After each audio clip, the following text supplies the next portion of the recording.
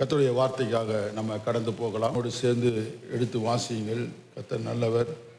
சங்கீதம் 132க்கு நேரம் நம்ம வருவோம். சங்கீதம் 132. கர்த்தர் சீயோனை தெரிந்து கொண்டு அது தமக்கு வாசஸ்தலமாகும்படி விரும்பினார். இது என்றென்றைக்கும் நான் தங்குமிடம். இதை நான் விரும்பினபடினால் இங்கே வாசம் பண்ணுவேன். அதன் ஆகாரத்தை நான் ஆசீர்வதித்து வருவேன். அதன் ஏழைகளை நான் அப்பத்தினால் நான் திருப்தியாக்குவேன். அதன் ஆசாரியர்களுக்கு ரட்சிப்பை உடுத்துவேன். அதில் உள்ள பரிசுத்தவான்கள் மிகவும் கம்பீரிப்பார்கள். அங்கே தாவீதுக்காக ஒரு கொம்பை முளைக்க பண்ணுவேன். நான் அபிஷேகம் பண்ணுவித்தவனுக்காக ஒரு விளக்கை ஆயத்தம் பண்ணினேன். அவன் சத்துருக்களுக்கு வெட்கத்தை உடுத்துவேன். அவன் மீதிலோ அவன் கிரீடம் பூக்கும் என்றார். ஆமென். கர்த்தர் நல்லவர். பாருங்க, கர்த்தர் சீயோனை தெரிந்து கொண்டு அது தமக்கு வாசஸ்தலமாகும்படி விரும்பினார். ஆமென். இப்போ ஏதோ நம்ம தெரியாமல் செஞ்சுட்டோம் அப்படின்னு சொல்கிறோம்ல, அந்த மாதிரி கர்த்தர் எதையும் தெரியாமலாம் ஒன்றும் செய்ய மாட்டார். ஆமென். கர்த்தர் சீயோனை தெரிந்து கொண்டு, ஆவிக்குரிய சீயோன்களாக தேவனுடைய ஜனங்கள் இருக்கிறோம். நாமெல்லாம் ஒரு ஆவிக்குரிய சீயோனாக நம்ம இருக்கிறோம். சீயோன் எருசலேமை கர்த்தர் தமக்கு வாசஸ்தலமாக தெரிந்து கொண்டார். ஆனால் ஆவிக்குரிய வகையில் நீங்கள் பார்த்தீங்கன்னா தேவனுடைய ஜனங்களாகிய நம்மை அவர் வாசஸ்தலமாக தெரிந்து கொண்டார். வாசஸ்தலமாக தெரிஞ்சு வச்சிருக்கிறார். அதனால தான் வெளிப்படுத்த சொல்லுது, அவர் நம்முடைய தேவனாக இருப்பார், நாம் அவருடைய ஜனங்களாக நாம் இருக்கிறோம். அவர் நமக்குள் நமக்குள்ள என்ன செய்கிறாரு? உலாவி வருகிறாருங்க. பவுல் சொல்கிறாரு, நாம் தேவன் ஆவியானவர் நமக்குள் வாசம் செய்கிற தேவனுடைய ஆலயமாய் நாம் இருக்கிறோம். தேவனுடைய ஆவியானவர் உங்களுக்குள் வாசமாக இருக்கிறார் என்பதை நீங்கள் அறியீர்களான்னு கேட்குறார். அப்போ நான் உங்களுக்கு சொல்கிற பாருங்க, கர்த்தர் இந்த காலை வேளை உங்களை உற்சாகப்படுத்துவாராக. அவர் விரும்பி உங்களிடத்தில் வாசம் செய்கிறார். நாம் பலவீனர்களாக இருக்கலாம், குறை உள்ளவர்களாக இருக்கலாம், அநேக காரியத்தில் நாம் தவறுகிறவர்களாக இருக்கலாம், ஞானத்தில் குறை உள்ளவர்களாக இருக்கலாம், தள்ளப்பட்டவர்களாக இருக்கலாம், அவமானப்படுத்தப்பட்டவர்களாக இருக்கலாம், வெட்கப்படுத்தப்பட்டவர்களாக இருக்கலாம். சில வேளையிலே நொறுக்கத்திலும் வேதனையிலும் கஷ்டத்திலும் ஒரு டிப்ரெஷனில் இதெல்லாம் நம்ம போகக்கூடிய ஒரு சூழ்நிலை நமக்கு இருக்கலாம். ஆனாலும் நீங்கள் தெளிவாய் தெரிந்து கொள்ளுங்கள், இந்த தேவன் உங்களோடு இருக்கிறார், உங்களுக்குள் வாசமாக இருக்கிறார். ஆமென். அதனால வசனம் என்ன சொல்லுது பாருங்க, நொறுங்குண்ட இருதயம் உள்ளவர்களுக்கு அவர் ரொம்ப சமீபமாக இருக்கிறார். சங்கீதம் 34:18 நீங்கள் வாசிச்சு பார்த்தீங்கன்னா ரொம்ப சமீபமாக இருக்கிறார். சொல்லுங்க, ரொம்ப அவர் சமீபமாக இருக்கிறாரு அப்படின்னு சொல்றாரு. அப்போ ரொம்ப சமீபம் அப்படின்னா அதுக்கு என்ன, அது ரொம்ப சமீபம்னா நம்மையும் அவரையும் என்ன செய்ய முடியாது, பிரிக்கவே முடியாது. பார்க்க சொல்லுங்க, உங்களையும் ஆண்டவரை பிரிக்கவே முடியாது. ஹல்லேலூயா. ஆமாம், நம்மளே அவங்கள என்ன செய்ய முடியாது, பிரிக்க அந்த இருக்கு. அப்போ உபாகமத்தில் சொல்லும் பொழுது அவரை கூப்பிடும் பொழுதெல்லாம் அவரை சமீபமாய் நாம் பெற்றிருக்கிறோம். அவர் கூப்பிடும் பொழுதெல்லாம் அவர் ரொம்ப தூரத்தில் இல்லை பாருங்க, ரொம்ப சமீபம் நம்மோடு கூட இருக்கிறார். பிரைஸ் எல்லாம் அல்லேலூயா. அதனால சில பேர் சத்தமாக ஜெபம் பண்ணால் சில பேருக்கு பிடிக்காது. அவங்க கேட்பாங்க, ஏன் இப்படி கத்துனா தான் கடவுளுக்கு கேட்குமா? மெதுவாக ஜெபம் பண்ணால் என்ன செய்ய மாட்டாரு, கேட்க. அப்போ நீங்கள் நல்லா புரிஞ்சுக்கணும், சத்தமாக ஜெபம் பண்ணுறதும் கம்மியாக ஜெபம் பண்ணுறதும் நம்மளுடைய பொறுத்தது, தேவனை பொறுத்தது அல்ல. என்ன எல்லாம் மாறியா இருக்கீங்க காலையில்? சாப்பிட்டீங்களா இல்லையா? சாப்பிட்டீங்களா? உங்களை பார்த்தாவே தெரியுது, சிலரை பார்த்தா தெரியல. சரியா? நல்லா புரிஞ்சுங்க, சத்தமாக ஜெபம் பண்ணுறதும் மெதுவாக ஜெபம் பண்ணுறதும் யாரை பொறுத்தது? நம்மை பொறுத்தது, நம்முடைய மனநிலையை பொறுத்தது. இப்போ நம்ம அது சத்தமாக ஜெபம் பண்ணுங்கிற அளவில் நம்ம மனது இருக்கும் பொழுது நாம் சத்தமாக ஜெபம் பண்ணுறோம். சில நேரங்களில் அமைதியாக நம்ம என்ன செய்கிறோம், நம்ம ஜெபம் பண்ணுறோம். அது நம்மளை பொறுத்தது. ஆனால் நம்ம எப்படி ஜெபம் பண்ணாலும் அவர் என்ன செய்வார், கேட்பார். ஆனால் இப்படி ஜெபம் பண்ணால் தான் அவர் கேட்பார், நம்ம என்ன செய்யக்கூடாது. ஆமாம், இப்படி தான் இதுதான் ஒரு சிஸ்டம். இப்படி ஜெபம் பண்ணாதான் அவர் கேட்பாரு அப்படிங்கிறது இல்லை. ஏன்னா அவர் பெருமூச்சையும் கேட்கிறவர். நம்ம ஆண்டவர் யாரு? நம்முடைய பெருமூச்சை கூட அவர் என்ன செய்யலாம்? ஆமாம், எகிப்திலே தம்முடைய ஜனங்களுடைய பெருமூச்சை கேட்டு மோசையை கர்த்தர் அனுப்பிச்சு வச்சார். இப்போ பெருமூச்சுக்களும் பதில் தருகிறது. அண்ணாள் வாயை இப்படி அவங்க என்ன செய்கிறாங்க? அசைக்கிறாங்க, மெதுவாக அசைக்கிறாங்க. சத்தமாக ஜெபம் இல்லை, மெதுவாக. அவங்க அவ்வளோ துக்கம் அவங்க மனசில். அதையும் ஆண்டவர் என்ன செய்தார்? கேட்டார். தாவீது சொல்றாரு, கர்த்தரை நோக்கி நான் அபயம் விட்டேன். அபயம்னா அது பெரிய விஷயம். அதாவது சத்துருக்கள் அவரை நெருங்கினோன்னே தாவீது அபயம். அபயம்னா யாருமே இல்லை, அவரை காப்பாற்றுவதற்கு எந்த சூழ்நிலையுமே இல்லை. அதுதான் அபயம். இப்ப அப்ப எவ்வளவு சத்தமா கத்தியிருப்பார் பாருங்க. கர்த்தரை நோக்கி நான் அபயம் விட்டேன். தம்முடைய பரிசுத்த ஆலயத்தின் அவர் பரிசுத்த ஸ்தலத்திலிருந்து என் கூப்பிடுதலை அவர் கேட்டார். இந்த காலை வேளை சொல்றது என்னன்னா, அவர் உங்களோட கூட இருக்கிறார்.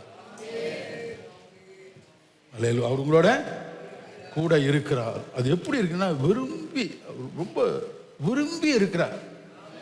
ஆமா, ரொம்ப அவர் எங்க இருக்க விரும்புறாரு அப்படின்னா, உன்னதிலும் பரிசுத்த ஸ்தலத்திலும் இருக்கிறவர் நொறுங்குண்டு நறுங்குண்ட இருதயங்களில் வாசம் செய்ய விரும்புகிறார். இது கொஞ்சம் நல்லா சிந்திச்சு பாருங்களேன். நாமெல்லாம் பரலோகத்துக்கு போகணுங்கிறோம். அவரு இங்க இருக்கணுங்கிறாரு. நல்லா மாதிரியா நம்மளால என்ன சொல்றாரு? நம்மளால விட்டா பரலோகமே சொந்தமே என்று காண்பேனோ. கர்த்தர் சொல்றாரு, நீ அங்க பார்க்கறது இருக்கட்டா, இப்போ உனக்குள்ள இருக்கிற என்ன பாரு. என்ன இப்போ உனக்குள்ள நான் இருக்கேன் பாரு, என்ன பாரு. நீ என்னை பார்த்தாவே பரலோகத்தை பார்த்த மாதிரி தான். சொல்றது புரியுது? நம்ம என்ன எங்க இருக்கு? எப்பவும் அங்க போகணுன்ட்டு. அவருடைய என்ன இருக்கு? எப்பவுமே நம்மள்கிட்ட வாசம் செய்யணும்ட்டு. அது எப்படின்னா விரும்பி. சொல்லுங்க, யாரோ இப்போ பரலோகம் போற விரும்புறீங்களா? சொல்லுங்க, யாராவது இப்போ பரலோகம் போக விரும்புறீங்களா? இல்லை. ஆனா அவரு எப்பொழுதுமே இங்க வாசம் செய்யறதுக்கு என்ன செய்யறாரு? அவர் விரும்புறாரு. எவ்வளவு நல்ல ஆண்டவர் பாருங்க. அல்லேலூயா. ஆண்டவர் விரும்புறாருன்னா அது பெரிய விஷயமா இல்லையா? ஆண்டவர் கர்த்தர் விரும்புறாரு அப்படின்னா என்னன்னா, நீங்க ஒரு பொருளே நீங்க வாங்குறீங்கன்னு வைங்களேன், எத்தனை விசாரிச்சு தான் நம்ம வாங்குறோம். ரிவ்யூ எல்லாம் பார்க்குறோம்.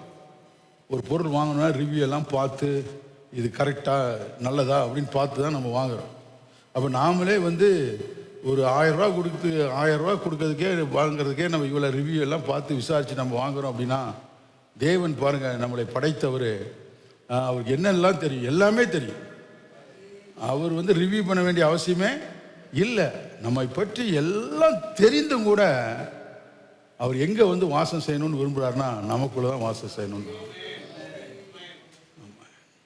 நமக்குள்ள வாசம் செய்யணும்னு விரும்பும். அப்போ இந்த வாசம் செய்கிறவர் பாருங்க, நமக்குள்ள வாழ விரும்புகிறவர், நமக்குள்ள என்ன செய்யறா? வாழ விரும்புகிறார், வாழ்கிறார். இப்போ நீங்க வாழ்றதுக்கு என்னெல்லாம் வேணும்?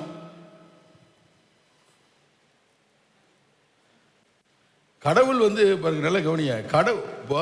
ஒருத்தர் நாம போய் ஒரு பக்கம் வாழணும்னு வச்சுங்களேன், நமக்கு என்னெல்லாம் தேவை? கடவுள் மனிதனுக்காக வாழ்வதற்காக என்னெல்லாம் படைச்சாரோ அதெல்லாம் இருந்தால் தான் நம்ம என்ன செய்ய முடியும்? வாழ முடியும். அப்ப தேவன் நமக்குள்ள வாழ்றாருல. இப்ப தேவன் நமக்குள்ள வாழ்றார், அவர் வாழ்றார். இப்ப அவர் வாழ்வதற்கு நீங்க என்ன, நம்ம எல்லாம் என்ன வசதி செஞ்சு கொடுக்க முடியும்? நல்ல கவனிய. இப்ப தேவன் நமக்குள் அவர் வாழ்வதற்கு, அவரை வாழ வைப்பதற்கு, அவருடைய வாழ்வின் அந்த ஜீவனை நாம் அனுபவிப்பதற்கு நம்மகிட்ட அவர் என்ன எதிர்பார்க்கிறார் அப்படின்னா, விசுவாசத்தை எதிர்பார்க்கிறார். என்னத்தை எதிர்பார்க்கிறாரு? ஆமா, விசுவாசிக்கிறியா? ஆமா, உனக்குள் வாழ்கிற இந்த தேவன் இது எல்லா நன்மைகளையும் நமக்கு செய்ய விரும்புகிறார் என்று அந்த விசுவாசத்தை தான் அவர் விரும்புகிறார்.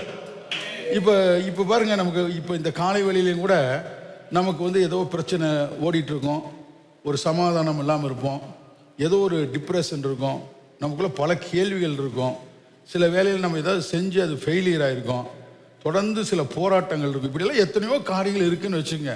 ஓகே, ஆனால் நான் உங்களுக்கு சொல்கிறேன், இது எல்லாவற்றையும் நம்மோடு வாழ்கிற தேவன் அறிந்திருக்கிறார். எல்லாம் அவருக்கு தெரியும். பக்கத்தை சொல்லுங்க, நீங்க சந்திக்கிற எல்லா பிரச்சனையும் அவருக்கு தெரியும். ஆமாம், நீங்க சந்திக்கிற எல்லா பிரச்சனையும் அவருக்கு தெரியும், எல்லா போராட்டமும் அவருக்கு தெரியும். அப்போ இங்கே தான் நல்லா நீங்கள் கவனிய, இப்போ நமக்குள்ள ஒரு எண்ணம் என்ன வருது அப்படின்னா, நாம் எங்கேயோ இருக்கிறோம், தேவன் எங்கேயோ இருக்கிறாரு. இப்போ நாம் என்ன செய்ய வேண்டியதாக இருக்குது? நம்ம கூப்பிட வேண்டியதாக இருக்குது. நம்ம என்ன செய்ய வேண்டியதாக இருக்குது? கூப்பிட வேண்டியதாக இருக்குது. இப்போ கூப்பிடுறதுக்கு பலன் இல்லை. இப்போ என்ன இல்லை, பிரசவமோ காத்திருக்கிறது, பிரசவிக்க என்ன இல்லை, பலன் இல்லை அப்படின்னு பைபிள் சொல்கிற மாதிரி ஆசீர்வாதம் இருக்குது. ஆனால் இப்போ என்ன இல்லை, அந்த ஆசீர்வாதத்தை சுதந்திரிக்கிறதுக்கு எனக்கு பலன் இல்லை அப்படின்னு நம்ம சொல்கிறோம்ல, கவனிக்கிறீங்களா? ஆனால் அந்த தேவன் எவ்வளவு நல்லவராக இருக்கிறார் பாருங்க. நம்முடைய சூழ்நிலைகள் எல்லாம் அறிந்திருக்கிற தேவன், நம்மோடு வாசமாக இருக்கிற நம்முடைய சகலவற்று நம்முடைய தேவைகளையும் சூழ்நிலைகளையும் அறிந்திருக்கிற தேவன் உங்களுக்கு அற்புதம் செய்ய அவர் உண்மை உள்ளவராக இருக்கிறார். அதனால் இந்த காலை வேளையில் நான் உங்களுக்கு சொல்லுகிறேன், உங்கள் வாய்களை திறந்து எனக்குள் வாசம் செய்கிற கர்த்தருக்கு ஸ்தோத்திரம், ஆவியானவருக்கு ஸ்தோத்திரம், என்னை குறித்து சகலவற்றை அறிந்திருக்கிறவருக்காய் ஸ்தோத்தரிக்கிறோம், எனக்காக அற்புதங்களை செய்வதற்காய் ஸ்தோத்தரிக்கிறோம். இதுதான் பாருங்க அவரை வாழ, அது நமக்குள்ள வாழ்கிற தேவனை கிரியை செய்ய வைக்கிறது, கிரியை செய்ய வைக்கிறது. கர்த்தரை நீங்க ஸ்தோத்திரம் பண்ணும் பொழுது அந்த அற்புதமான கிரியைகளை நீங்கள் முடியும். அல்லேலூயா. ஆமா, எத்தனை பேர் சந்தோஷமா இருக்கிறீங்க? ஆமா, உங்களோட விரும்பி அவர் இருக்கிறார், டிராவல் பண்றாரு, சந்தோஷமா அவர் டிராவல் பண்றாரு.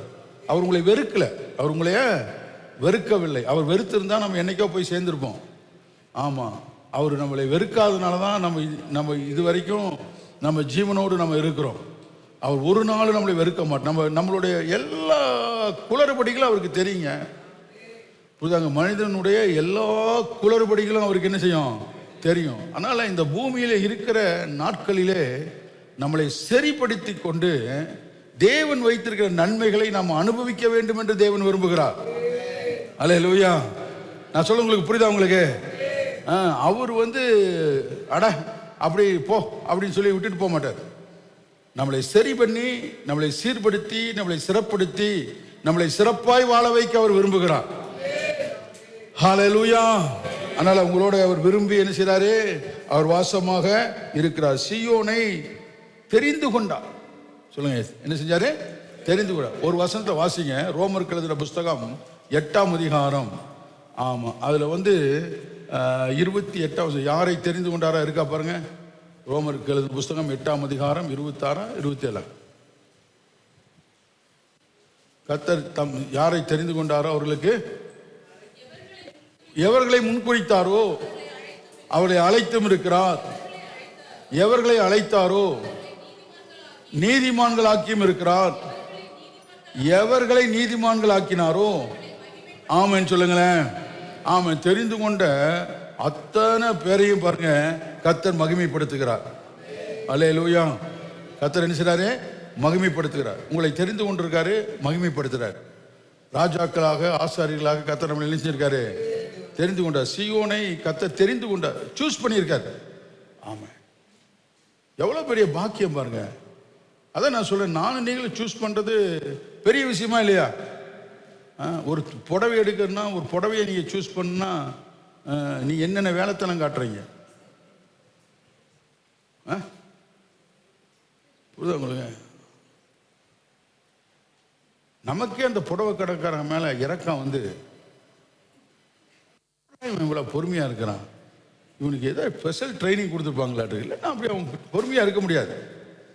ஒரு துணி எடுக்கிறதுக்கு, ஒரு காரியத்தை தெரிஞ்செடுக்கிறதுக்கு என்னென்னலாம் நம்ம பண்றோம். ஆமாவிலையே சொல்லுங்க. அதாவது ஃபைனல் பண்ணி பில்லு போற நேரத்தில் மாத்திடுவாங்க. அவன் அப்பவும் பாருங்க அதை எடுத்துட்டு போவான், கோபமே பட மாட்டாங்க. எப்படிதான் இந்த இவங்களுக்கெல்லாம் இப்படிப்பட்ட ஒரு நல்ல குணம் வந்ததுக்கு நமக்கு தெரியல. ஆனால் அவங்களாம் ரட்சிக்கப்படவே இல்லை. ஆனால் நம்மளால் ரட்சிக்கப்பட்டிருக்கான். ஆனால் கோபம் பாருங்க பாம்பு மாதிரி வரும்.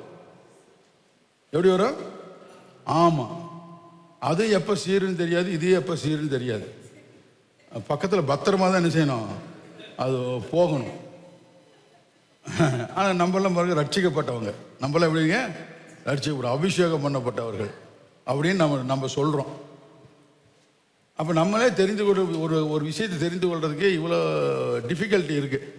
ஆனால் கர்த்தர் எப்படி தெரிஞ்சிருப்பார் பாருங்க. புரியுதா உங்களுக்கு? எல்லாமே தெரிஞ்சும் எல்லாத்தையும் பார்த்து நீ எனக்கு வேணும் அப்படின்னு கர்த்தருக்கு சொல்கிறார். கர்த்தர் சொல்கிறார், நீங்கள் எனக்கு வேணும்ப்பா. ஆமாம், நீ தான் எனக்கு வேணும். நான் ஒன்றும் இல்லை, நீ தான் எனக்கு வேணும். ஞானமே இல்லை ஆண்டவர், நீ தான் எனக்கு வேணும். நான் ஏழை ஆண்டவரே, நீ தான் எனக்கு வேணும்.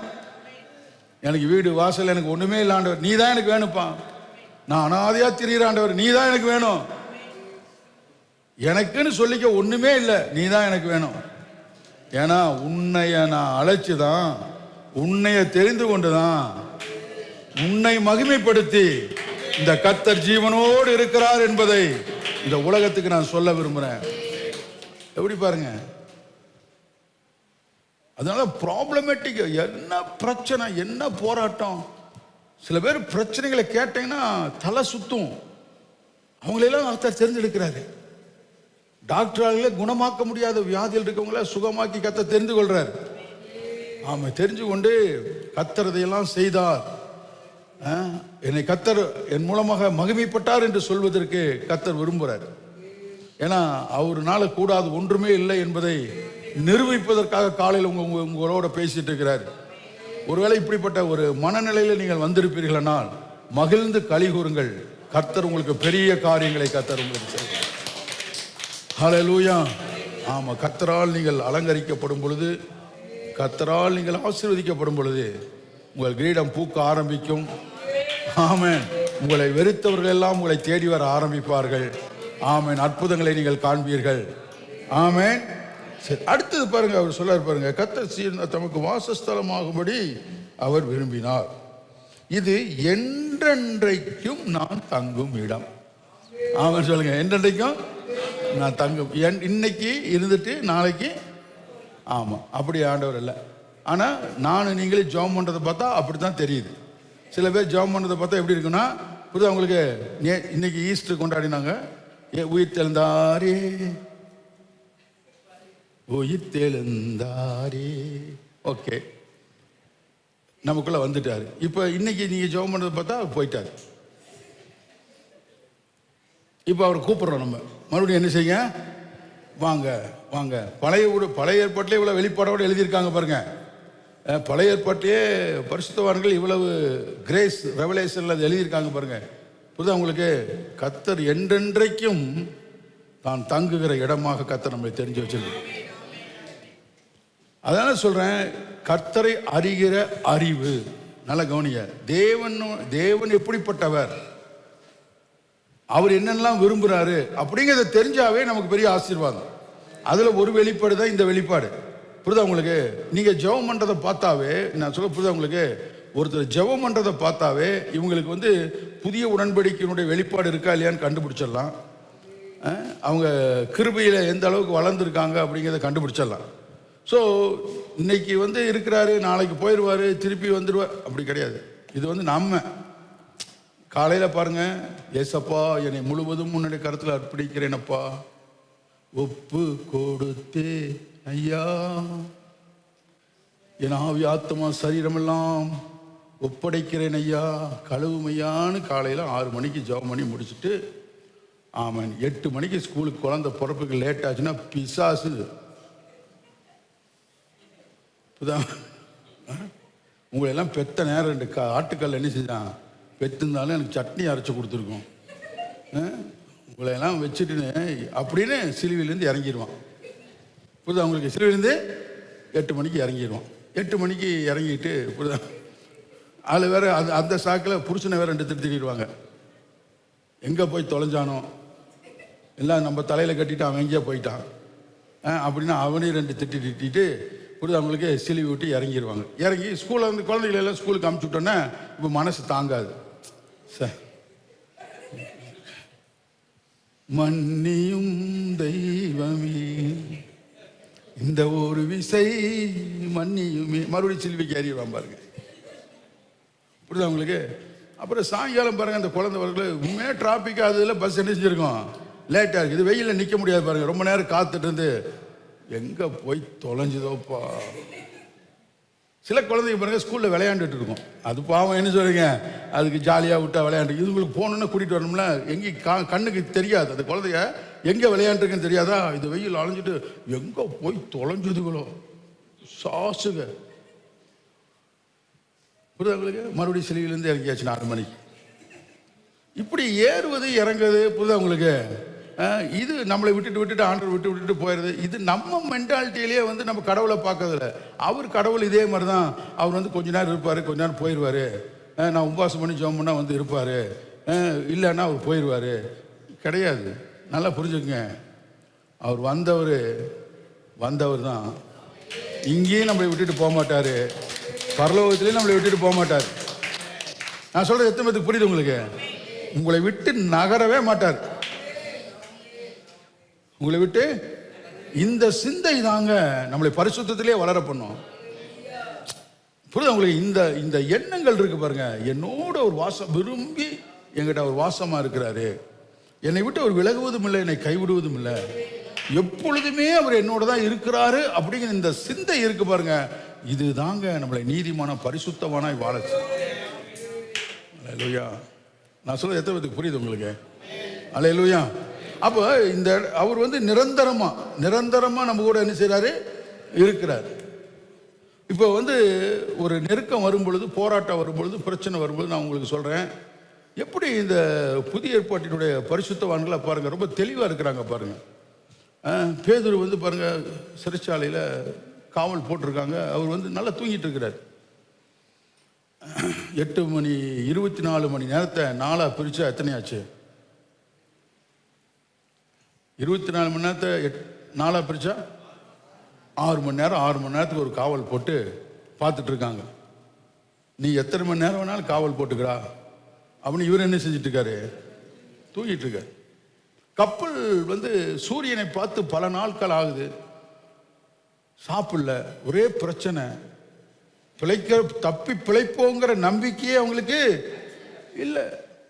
இந்த காலை வேளை நான் சொல்றேன், தீர்க்கதரிசனமா உங்க மேல பேசுறேன். தப்பி பிழைப்போம் என்ற நம்பிக்கையே இல்லை என்று நீங்கள் சொல்வீர்களானால், உங்களோடு இருக்கிற கர்த்தர் பத்திரமாய் உங்களை கரை சேர்க்க அவர் வல்லமை உள்ள தேவனார். ஓ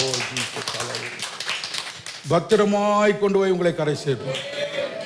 ஏனால் உங்கள் பிரயாணத்தில் உங்களோடு அவர் கூட வருகிறார். அதனாலதான் பாருங்க அப்போஸ்தலன் தைரியமா சொல்றான், நான் ஆராதிக்கிற கர்த்தர் இன்னார் என்பதை நான் அறிவேன். அவர் எனக்கு வந்து சொன்னார், கப்பல் சேதமே இல்லாமல் வேறு ஒரு சேதம் உங்களுக்கு வராது, தைரியமா இருங்க, சாப்பிடுங்க. எவ்வளவு தைரியம்! எப்படி இது முடியுது அவங்களுக்கு? இவ்வளவு பெரிய இக்கட்டான சூழ்நிலையில வந்து எப்படி அவங்களால இப்படி இருக்க முடியுதுன்னா, அவங்க ஒரு விஷயத்தை கண்டு அந்த விஷயம் உன்னை விசுவாசிக்கிறாங்க. என்னன்னா, எங்களுக்குள்ள அவர் வாசமா இருக்கிறார், எங்களுக்குள்ள அவரு வாசமா, நாங்களுடைய ஆலயமா இருக்கிறோம். அவர் எங்களை விட்டு விலகுவதும் இல்லை, எங்களை கைவிடுவதும் இல்லை. எங்களுக்கு பிராமிஸ் பண்ணியிருக்கிறாரு, உலகத்தின் நான் சகல நாட்களிலும் நான் உங்களோடு கூட இருப்பேன். சகல நாட்களில் நான் உங்களோடு கூட இருப்பேன், உங்களை விட்டு நான் விலகவும் மாட்டேன். உங்களை தான் போல் சொல்றாரு, நாம் தைரியமாய் சொல்லலாமே, அவர் நம்மை விட்டு விலகுவதும் இல்லை, நம்மை கைவிடுவதும் இல்லை. ஆமே. எத்தனை பேருக்கு இந்த காலவேள ஒரு உற்சாகமா கேட்கறீங்க? எத்தனை பேருக்கு நம்பிக்கை வந்திருக்கு? ஆமா. ஒரு பண தேவைகள் கட்டாயம் உங்களுக்கு சந்திப்பார். நம்மை குறை வைக்க கர்த்தர் விட மாட்டார். நான் அதனால சொல்றேன், அவரை வாழ வைங்கிறேன். நமக்குள் வாசமா இருக்காருல்ல, அவரை செயல்பட வாழ வைங்கன்னா நம்ம போய் அவருக்கு உயிர் கொடுக்க அப்படி தப்பா நினைச்சுக்காதீங்க. அவரை செயல்பட விடுங்க. ஆமா, துதிங்க, அவரை பிரைஸ் பண்ணுங்க, செய்து ஓன்னு கத்தாதீங்க. புரியுதா உங்களுக்கு? ஓனு கத்தி அவர் எங்கேயோ இருக்கிறாரு, அவர் கேட்க மாட்டாரு, அவர் பார்க்க மாட்டாரு அப்படின்னு பாகாலின் தீர்க்கதரிசிகள் கத்துனாங்க பார்த்தீங்களா? அப்படி கத்த வேண்டாம். நாம என்ன செய்யறோம்னா, கத்தாவே இந்த வாரம் எனக்கு வந்து ஒரு 1,00,000 ரூபா தேவைப்படுது. எத்தனை பேருக்கு 1,00,000 ரூபா தேவைப்படுது?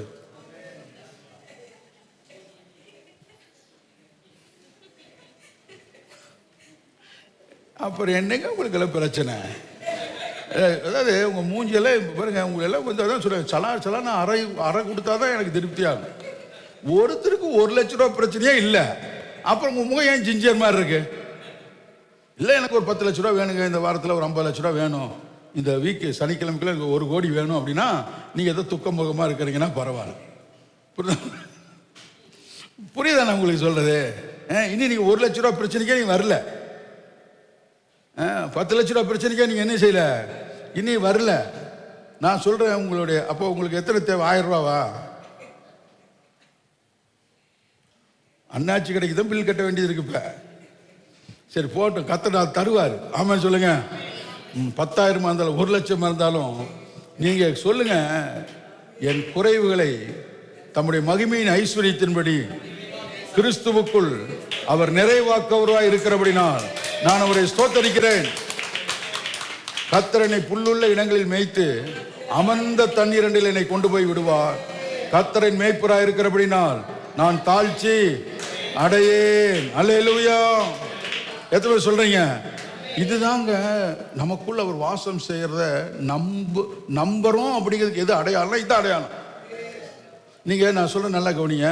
இப்ப நீங்க வந்து பயங்கரமா ஜெபம் பண்றீங்க, பயங்கரமா ஜெபம் பண்றீங்க. உங்க ஜெபத்தை கேட்டால் நமக்கே பரிதாபமா இருக்கு. சில பேர் சில நேரத்தில் பார்த்தீங்கன்னா, சில பேருடைய ஜெபத்தை கேட்டால் நமக்கே ரொம்ப பரிதாபமாக தான் என்ன செய்யணும் இருக்கும். நமக்கே எவ்வளோ பரிதாபமாக இருக்குன்னா கர்த்தருக்கு எவ்வளோ பரிதாபமாக இருக்கும். ஆனால் அந்த ஜெபம் பண்ணதுக்கு அப்புறம் நீங்கள் பாருங்க, உங்களுக்கு வெறுமையை தான் உணர்வீங்க. என்ன விடுவீங்க? அந்த ஜெபம் பண்ணி முடிச்சா உங்களுக்கு கடவுளுக்கு சம்பந்தமே இல்லாத மாதிரி தான் அந்த உணர்வு இருக்கும். ஆனால் அதே சமயத்தில் நீங்கள் விசுவாச அறிக்கை பண்ணி ஜெபம் பண்ணும் பொழுது அப்படியே உங்கள் உள்ளமெல்லாம் அப்படியே விசுவாசத்தில் பூஸ்ட் ஆயிடும். புரியுதா உங்களுக்கு? நீங்கள் அப்படியே வந்து எப்படின்னா ரொம்ப குதூகலமாக மாறிடுவீங்க, நிறைவுள்ளவர்களாய் மாறிடுவீங்க, சமாதானம் உள்ளவர்களாய் மாறிடுவீங்க. அதுக்கு தான் பவுல் இந்த ஜெபத்தை சொல்லி கொடுக்கிறாரு. நீங்கள் ஒன்றுக்கும் கவலைப்படாமல் எல்லாவற்றை குறித்தும் உங்கள் ஸ்தோத்திரத்தோட விண்ணப்பத்தோட எல்லாவற்றையும் பிதாவாகிய தேவனுக்கு என்ன செய்யுங்க, தெரியப்படுத்துங்கள். அப்போ எல்லா புத்திக்கும் மேலான தேவ சமாதானம் உங்களுடைய சிந்தையை ஆளக்கடவுது. அற்புதமா சொல்லி கொடுக்கிறார் பாருங்க. ஆமா, இந்த ஜெபத்தை தான் அவர் சொல்லி கொடுக்கிறார். ஆமா, அப்ப கர்த்தர் வந்து நிரந்தரமா பர்மனண்டா ஆமா நம்ம கூட அவர் என்ன செய்யறாரு, வாழ்ற. ஆமா, நீ சில பேர் நீ யாரோட மைண்ட் வாய்ஸ் என்ன கேட்குது, நீங்க சொல்ற மாதிரி அவர் எங்கூடயே இருந்தால் நான் ஏன் இப்படி குப்பர டமான்னு விழுந்து கிடக்கிறேன்னு. ஏன்னா அவர் சொல்லியிருப்பாரு, நீ கேட்டிருக்க மாட்டேன். அவர் சொல்லியிருப்பாரு, நீங்க என்ன செஞ்சிருக்க மாட்டீங்க, கேட்டிருக்க மாட்டீங்க. ஆமாம், கேட்டிருந்தா கரெக்டாக என்ன செஞ்சிருப்பாரு, போயிருப்பாரு. ஆனால் தூக்கி விட்டது யாரு? அவரு தான் தூக்கி விட்டுருக்காரு. ஆமாம், ஆசீர்வதிச்சது அவரு தான். ஆமாம், அதனால தாவீது சொல்ல, உயரத்திலிருந்து கரம் நீட்டி ஜலப்பிரவாகத்தில் இருக்க கர்த்தர் என்ன செஞ்சாரு, தூக்கி எடுத்தார். நான் அபயம் விட்ட பொழுது கர்த்தரனை தூக்கி எடுத்தார். ஆமென். இது என்றென்றைக்கும் நான் தங்கும் இடம், நான் இதை விரும்பினபடினால் இங்கே வாசம் பண்ணுவேன். ஆமென். கர்த்தர் நல்லவர். அல்லேலூயா. அடுத்தவர் சொல்றாரு பாருங்க, அதனுடைய ஆகாரத்தை நான் என்ன செஞ்சேன், நான் ஆசீர்வதித்து வந்தேன். அதுக்கு முன்னால் ஒரு வசனத்தை வாசிங்க. யாத்திராகம் 25:8 ஒரு விஷயம் வாசிக்க பார்க்கலாம். யாத்திராகமும் 25:8. அவர்கள் நடுவிலே நான் வாசம் பண்ண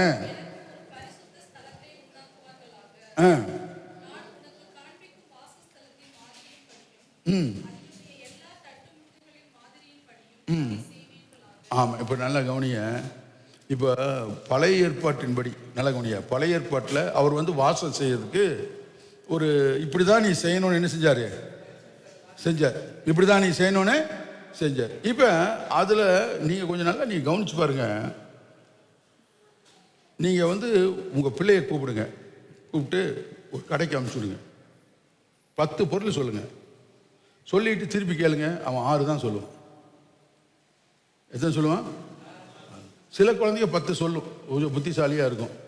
அது நிறைய அடியை வாங்கி வாங்கி புரியுது உங்களுக்கு, அதனால் திட்டு வாங்கி 10 கரெக்டாக என்ன செஞ்சிடும்.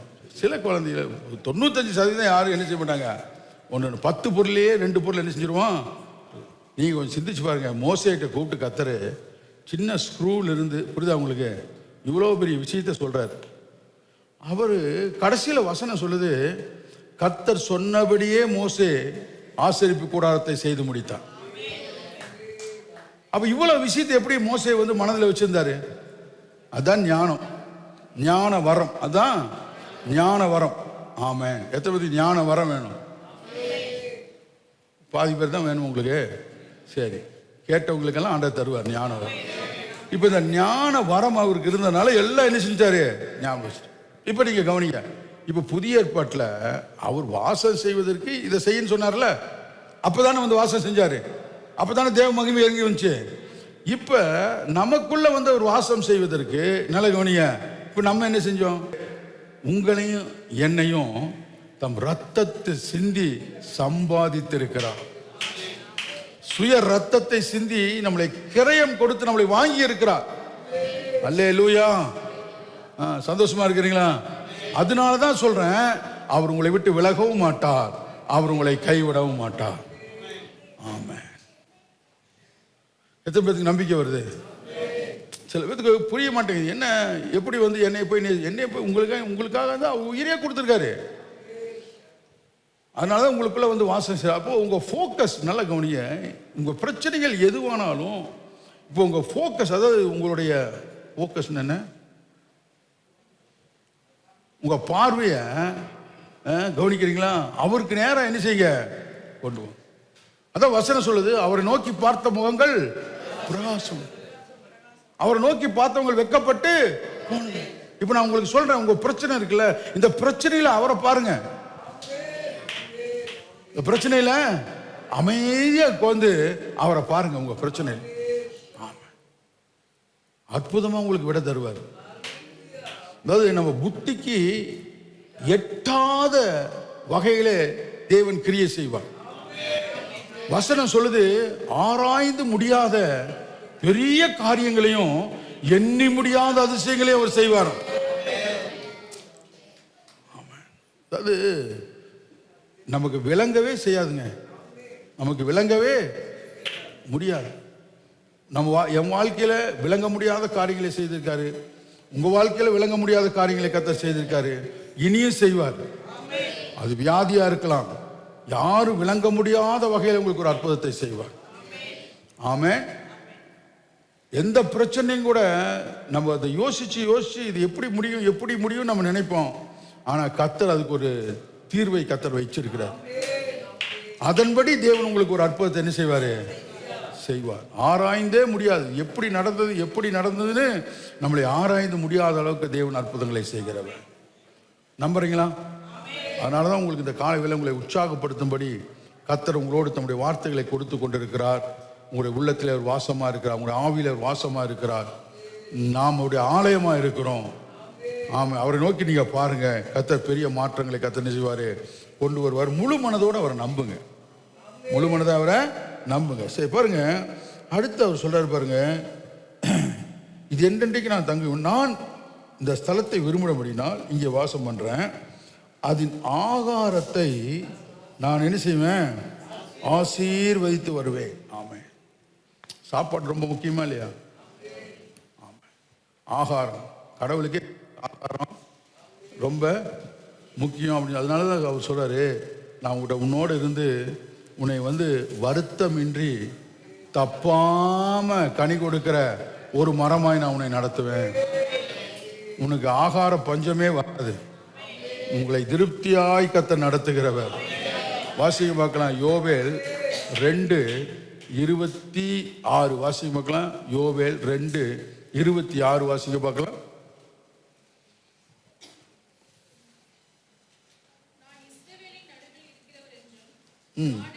அதான் இருக்கு, யோவேல் 2:26.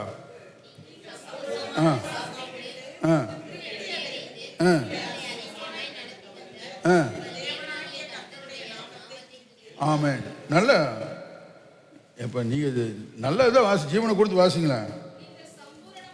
நீங்கள் சம்பூர்ணமாய் சாப்பிட்டு திருப்தி அடைந்து உங்களை அதிசயமாய் நடத்தி வந்த உங்கள் தேவனாகிய கர்த்தருடைய துதிப்பீர்கள்.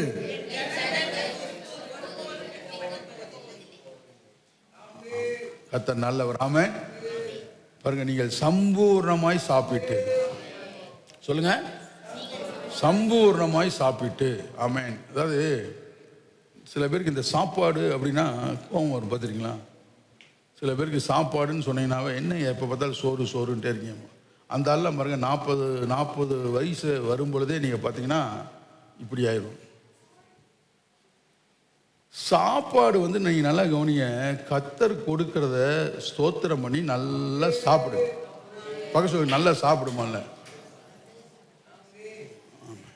சில பேர் யாரும் சொல்கிறத கேட்குதுன்னா அதைத்தானே செஞ்சுட்டே இருக்கேன்னு. தொடர்ந்து செய், நின்று விடாத, தொடர்ந்து செய்ய. கர்த்தர் நல்லவர். ஆனால் தேவனே சொல்றாரு, என் ஜனங்கள் பாருங்க சம்பூர்ணமாய் சாப்பிட்டு திருப்தி அடைந்து, சொல்லுங்க, திருப்தி அடைந்து. நீதிமானுடைய பிள்ளைகளை தேவன் அப்பத்தினால் திருப்தி ஆக்குகிற கர்த்தர். உங்க மேல நான் தீர்க்கமாய் நான் பேசுகிறேன். உங்களுக்கு அப்பம் தண்ணீர் குறைவே இருக்காது. நிறைவாய் திருப்தியாய். ஆமென். கர்த்தர் உங்க வீட்டில் வாசமா இருக்கிறனாரு, உங்களோட வாசமா இருக்கிறாரு. உங்க வீட்டில் ஆகார குறைவே இருக்காது. தானியங்கள் நிறைந்திருக்கும், எண்ணெய் நிறைந்திருக்கும். பிசைகிற தொட்டியை கர்த்தர் ஆசீர்வதிப்பாரு. உங்கள் தண்ணீரை கர்த்தர் ஆசீர்வதிப்பாரு. ஆமென் சொல்லுங்களேன். ஆமென். நிறைவாய் கர்த்தர் உங்களை நடத்துவார். எங்கேயாவது கர்த்தர் பாருங்க, நல்லா கவனிங்க. எந்த இடத்துல தேவன் வந்தாலும் நீங்க ஒரு இம்பார்ட்டன்ட் நீங்க பாருங்க, ஜீசஸ் நீங்க பாருங்க, எங்க போனாலும் சாப்பாடு கொடுத்தாரா இல்லையா? ஆமாம். ஒரு வீட்டில் சாப்பாடு ஒரு பெரிய ஆசீர்வாதம். உங்க மேல இந்த ஆசீர்வாதத்தை நான் பேசுறேன். சில வீட்டில் எப்போ போனாலும் ரசம் வாங்க. என்னையா சொல்ற? எப்போ போனாலும் ரசம் வாங்க. நான் உங்களுக்கு சொல்றேன். ஆமென். இன்னைக்கு உங்க கஷ்டம் மாறும்படி உங்க மேல நான் ஆசீர்வாதத்தை பேசுறேன். உங்க கஷ்டம் மாறும்படி உங்க மேல ஆசீர்வாதத்தை நான் பேசுறேன். காலையிலேயே உங்க வீட்டில் இட்லியும் மட்டனும் உண்டாவதாக. ஆமா, அல்லேலூயா. கஷ்டம் மாறுங்க. நான் தான் அந்த ஃபோக்கஸ். சில வீட்டில் உண்மை குழந்தைங்களுக்கு நல்ல சாப்பாடு இருக்காது. நான் சொல்றேன், நீங்க நீதிமானுங்க. உங்க வீட்டில் சாப்பாடு குறை இருக்கக்கூடாது. கர்த்தர் விரும்ப மாட்டார். ஆமா, ஒரு நாள் கர்த்தர் உங்க வீட்டில் ஆகார குறை இருக்கிறது விரும்பவே மாட்டார். மீதம் எடுக்கிற அளவுக்கு இருக்கணும்னு தான் ஆண்டவர் விரும்புகிறார். இயேசு பாருங்க, எங்க போனாலும் சாப்பாடு கொடுப்பாரு பாருங்க. ஆமா, வேலையா சொல்லுங்க. இயேசுக்கு ஒரு நீங்க நல்ல பைபிளை தியானம் பண்ணி பாருங்க. எந்த வீட்டில் அதிகமாக சாப்பாடு இருக்குதோ அங்கதான் இயேசு போனார். மார்த்தார் மரியாள் வீட்டுக்கு தான் என்ன செஞ்சாரு? போனார் பாருங்க. கஞ்சம் வீட்டுக்கெல்லாம் போல அவரு.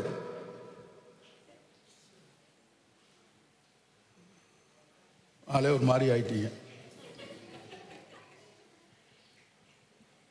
எப்ப பார்த்தாலும் மார்த்தாள் மரியாள் வீட்டில் காலையில மட்டன் குழம்பு வாசம், மதியான காடை குழம்பு வாசம், ஒரே பிஸி தான் அவங்க வீடு. நம்ம ஏசப்பா அங்கதான் என்ன செய்றாரு? இவர் அப்படிப்பட்ட ஒரு மனசு பாருங்க அவருக்கு. எங்கெல்லாம் போனாலும் ஜனங்களுக்கு என்ன செய்யறாரு? சாப்பாடு. நீங்க பாத்துட்டீங்களா? பின்மாறி போனவனுக்கு மீனை பொறிச்சு வச்சுட்டு கொண்டிருக்காரு. போய் சிந்திக்கிறீங்களா? இயேசு நம்ம புத்தி எங்க போனா இயேசு எப்படி மீன் பிடிச்சாரு? மீன் இருக்கு சாப்பிட்டுட்டு போறான்னா அப்படிதான் உங்களுக்கு. அவர் எப்படி மீன் பிடிச்சிருப்பாரு? அவருக்கு எப்படி மீன் கிடைச்சது? அது எப்படி கிடைச்சதோ அது விடுங்க, பிரச்சனைய. இப்ப மீன் இருக்கு. யாருக்கு மீன் சுட்டி வச்சிருக்காரு? என்னங்க நல்ல கவனிய. பின்மாறி போனவனுக்கே இப்படிப்பட்ட அன்பு கர்த்தருக்கு இருக்கணும்னா வார வாரம் கர்த்தரை தேடி, ஆமா, அவருக்காக நீங்க ஜெபம் பண்ணி அவருக்காக உழைக்கிற, ஆமா, அவரையே தேடுற உங்களுக்கு அவர் ஆயத்தம் பண்ணி வச்சுக்கிறது எவ்வளவு பெருசா இருக்கும் பாருங்க.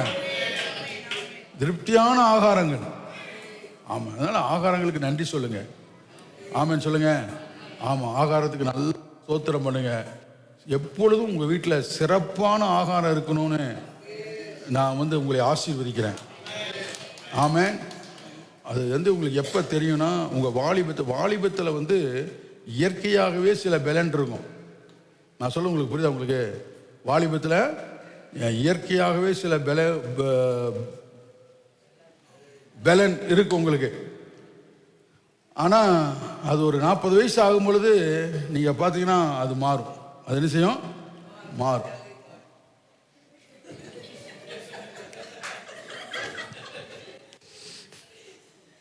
ஆமாம், அவங்க அனுபவித்து சொல்கிறாங்க. அது வேலை என்ன செய்யும்? அதனால தான் சொல்கிறேன், வாலிப பிள்ளைகளுக்கெல்லாம் நல்லா என்ன செய்யுங்க? சாப்பிடுங்க. நல்ல சத்தான ஆகாரங்களை என்ன செய்யுங்க? சாப்பிடுங்க. ஆமாம். இன்றைக்கி பிசாசு பயங்கர அதாவது சாப்பிட இந்த ஃபாஸ்ட் ஃபுட் இருக்குல்ல, அப்புறம் அது இன்னொரு ஃபுட் இருக்குது, என்னது? Junk food. இதில் கொண்டு வந்து நம்மளுடைய பிள்ளைகளெல்லாம் மயக்கி வச்சிருக்கிறான். என்னைக்காச்சும் ஒரு நாளைக்கு சாப்பிடலாம், இல்லைன்னு சொல்ல. அவர் சிறந்ததை கொடுக்க தான் நமக்கு விரும்புகிறாரு.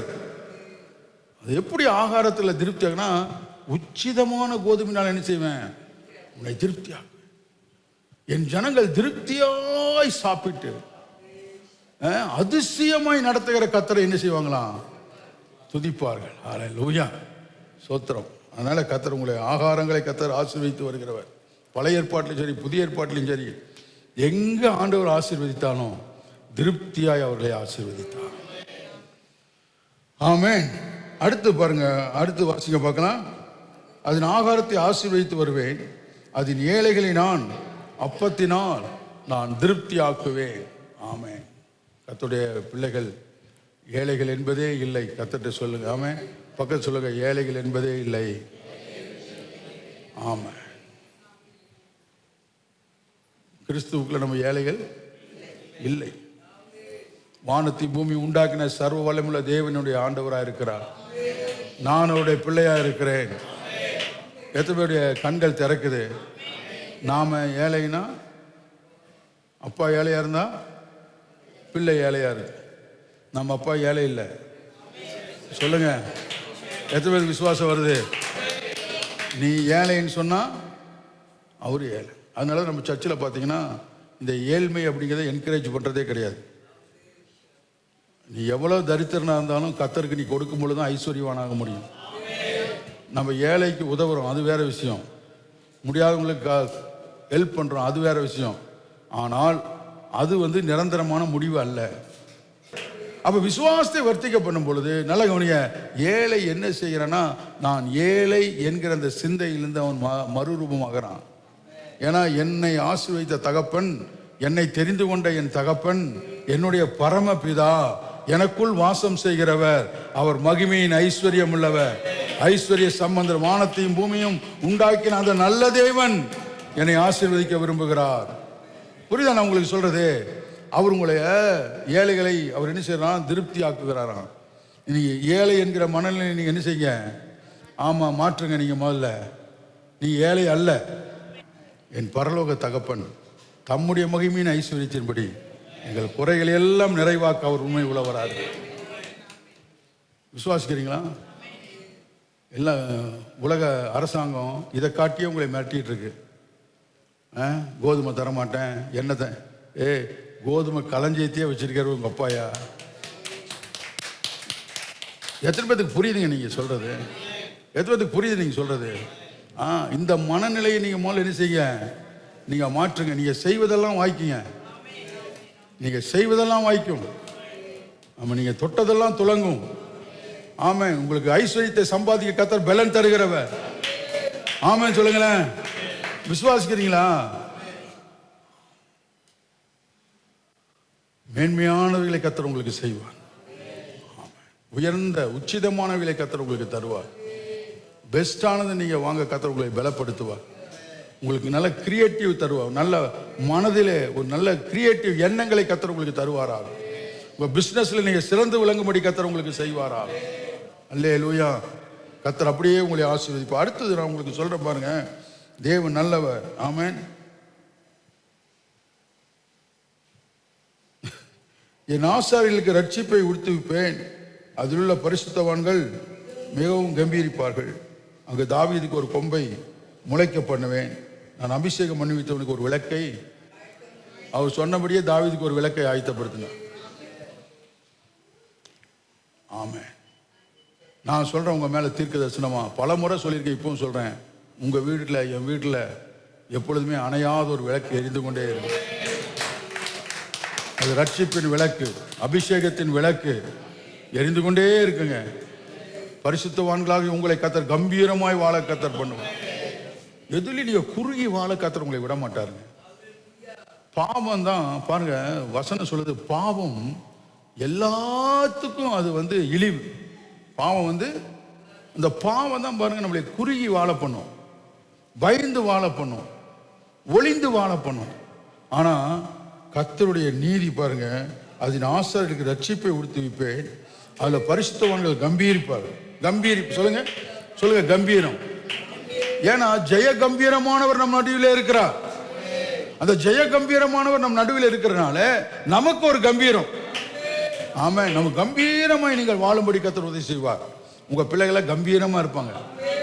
சொல்லுங்க, உங்க பிள்ளைகள் கம்பீரமா இருப்பார்கள். அல்லேலூயா. ஆமென்.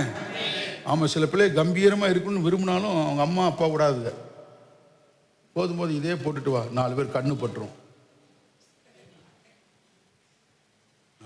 நல்ல கம்பீரம். சொல்லுங்க.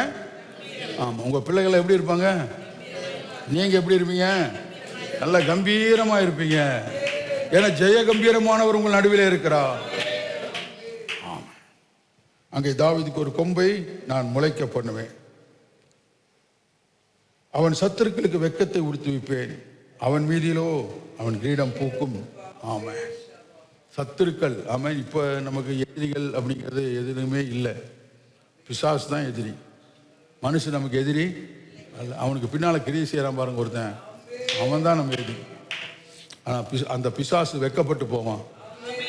அவன் உங்களுக்கு விரோதமாக கிரியை செய்யற பிசாசு வெட்கப்பட்டு போவான். அவனுடைய பலனெல்லாம் குறைஞ்சு போகும். நீங்க தான் ஜெயிப்பீங்க, உங்க குடும்பம் தான் ஜெயிக்கும், உங்க கிரீடம் பூக்கும். ஆமென். சத்துரு தன்னுடைய வல்லமை இழந்து போவான்.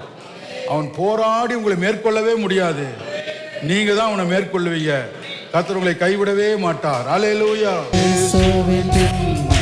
நான் செல்வேன், திரும்பி பார்க்க மாட்டேன், திரும்பி பார்க்க மாட்டேன். இயேசுவின் பின்னால் நான் செல்வேன், திரும்பி பார்க்க மாட்டேன், திரும்பி பார்க்க மாட்டேன். நமக்குள்ள அவர் வாழ்றாருங்கிறது ஏதோ நம்மளை தேற்றிக் கொள்றது, ஏதோ ஒரு மோட்டிவேஷன். புரியுதா உங்களுக்கு? அது ஒரு மோட்டிவேஷன், உற்சாகப்படுத்துறது, அதுதான் நம்மளை தேற்றுறது, நம்மளை தைரிய இல்லை இல்லை. நமக்குள்ள இயேசு வாழ்றாருங்கிறது அது சத்தியம், அது உண்மை. உங்கள்ட்ட நிறைய தடவை சொல்லியிருக்கேன் அந்த சாட்சியை, இப்போ ஞாபகம் வரனால நான் சொல்றேன். நமக்குள்ள அவர் வாழ்றாரு, எந்த சூழ்நிலையிலும் அவர் நம்மளை விட்டு விலகிறது இல்லை. அவர் என்றென்றைக்கு நான் தங்கு இணங்குறாரு பாருங்க. ஒரு சர்ச்சை, ஒரு இங்கிலீஷ் சர்ச்சில் நடந்த ஒரு பாஸ்டர் சொன்ன சாட்சி பலமுறை உங்களுக்கு சொல்லியிருக்கு. அந்த சர்ச்சில் ஒரு வாலிப பிள்ளை இருக்கா. பார்த்தீங்கன்னா அவர் சர்ச்சு வரப்போ நல்லா பாடுவான், ஆராதிப்பா, துதிப்பா எல்லாம். ஆனால் இந்த சர்ச்சு முடிஞ்சு நேராக எங்கே போவா அப்படின்னா, அவள் ஒரு கிளப்புக்கு போயிடுவாள். இதுதான் அவளுடைய வாழ்க்கை. எவ்வளவோ சில வருஷங்கள் அப்படியே போகுது. பாஸ்டர் ஆலோசனை சொல்றாரு, ஆனாலும் அவனால் அதை மாற்றவே முடியல, அப்படியே போயிட்டு. அதுதான் அவளுடைய முறை. ஆனால் ஒரு நாள் இதே மாதிரி சபைக்கு போயிட்டு தான் கிளப்புக்கு போகிறதுக்காக தான் வீட்டில் போய் அவள் மேக்கப் பண்ணிட்டு இருக்கா. மேக்கப் பண்ணிட்டு இருக்கும்போது இந்த கண்ணாடியில் பார்த்தா சிலுவையில் அடிச்சு தொங்கப்பட்ட இயேசு அப்படியே ரத்தம் சிந்தினவரா இந்த கண்ணாடியில் தெரியல. பயந்து கண்ணை தள்ளலாம், அப்படியே அந்த உருவம். நான் தான் இயேசு, நான் உன்னை ரட்சிப்பதற்காக என் ஜீவனை நான் கொடுத்தேன். நான் உனக்குள் வாசமாக இருக்கிறேன். நான் உன்னை நேசிக்கிறேன். ஸ்டில் நான் உன்னை நேசிக்கிறேன். அன்றோடு அவள் வாழ்க்கை மாறிச்சு. அன்றோடு டோட்டலா அவர் லைஃப் மாறிடுச்சு. நான் உங்களுக்கு சொல்றேன், இந்த தேவன் உங்களுக்கும் எனக்கும் இதே மாதிரி வெளிப்பட உண்மை உள்ளவர். அவர் நினைச்சா செஞ்சிருவாரு. ஆனா அதற்கு முன்பாக வசனத்தில் உங்கள்கிட்ட பேசுறாரு. அவர் நமக்குள் வாழ்வது அது சத்தியம். உங்களை கைவிடவே அவர் மாட்டார். அவர் அற்புதங்களை செய்கிற தேவன். அவர் ரொம்ப அன்புள்ள ஒரு தேவன். அவர் ரொம்ப இரக்கமுள்ள ஒரு தேவன். ஆமென். சொல்லுங்க, அப்பா நீ என்னை தெரிந்து கொண்டீரே நன்றி. எனக்குள் வாசம் செய்கிறீரே நன்றி. என் வாழ்க்கையை மாற்ற மாற முடியும் ஆண்டவர். என்னை முழுவதும் உங்களுடைய கருத்துல நான் ஒப்புக் கொடுக்கிறேன். இன்றைக்கும் கூட அப்பா என் வாழ்க்கையில் கிரீடம் பூக்கட்டும். என் சுகவாழ்வு துளிர் விடும்படியா, உம்முடைய சித்தத்தின்படி என்னை நடத்தும்படியா உம்முடைய கரத்தில் என்னை ஒப்புக் கொடுக்கிறேன். எனக்குள் வாழ்கிறவரே, என்னை நேசிக்கிறவரே, உம்முடைய சித்தம் என் வாழ்க்கையில் நடக்கட்டும். உம்மிடத்திலிருந்து என்னை திரும்ப செய்கிற எல்லா காரியத்திலிருந்தும் உம்மை நோக்கி திரும்ப இந்த வேளையில் எனக்கு உதவி செய்வீரா? என்னை திருப்பிக் கொள்ளும், அப்பொழுது நாங்கள் திரும்புவோம். அல்லேலூயா, அல்லேலூயா, அல்லேலூயா. சத்தியமாய் சொல்கிறேன், ஆமென். உங்கள் கண்ணீர் விலையேற பெற்றது. தேவ சமூகத்திலே நீங்கள் துக்கமாய் விடுகிற ஒவ்வொரு கண்ணீரும் விலையேற பெற்றது. அவர் தம்முடைய துருத்தியிலே அவர் வைத்திருக்கிறார். அவர் மறந்து விடுவதற்கு அநீதி உள்ள தேவன் அல்ல. அவர் உண்மை உள்ளவர் தேவன். இந்த வேளையில் உங்களுக்கு அற்புதங்களை செய்ய அவர் உண்மை உள்ளவர். ஆமென். விழுந்து போன தாவீதின் கூடாரத்தை எடுப்பித்து திரும்ப நிறுத்தின தேவன் உங்களை எடுப்பித்து நிறுத்துவார். திரும்ப உங்கள் குடும்பத்தை நிலைநிறுத்துவார். திரும்ப உங்களை உயர்த்துவார். உங்களை கைவிட மாட்டார். அவர் விரும்பி உங்களிடத்தில் வாசமாயிருக்கிறார். அவர் உங்களை தெரிந்து கொண்டிருக்கிறார். ஹல்லேலூயா. நான் அவர் ஆலயம், எனக்குள்ளே இயேசு. நான் அவர் ஆலயம், எனக்குள்ளே இயேசு. என்ன நடந்தாலும் எவ்வேளையிலும் எப்போதும் நல்ல கைதட்டி. என்ன நடந்தாலும் எவ்வேளையிலும் எப்போதும் துதித்திடுவேன். இயேசுவின் நான் செல்ல திரும்பி பார்க்க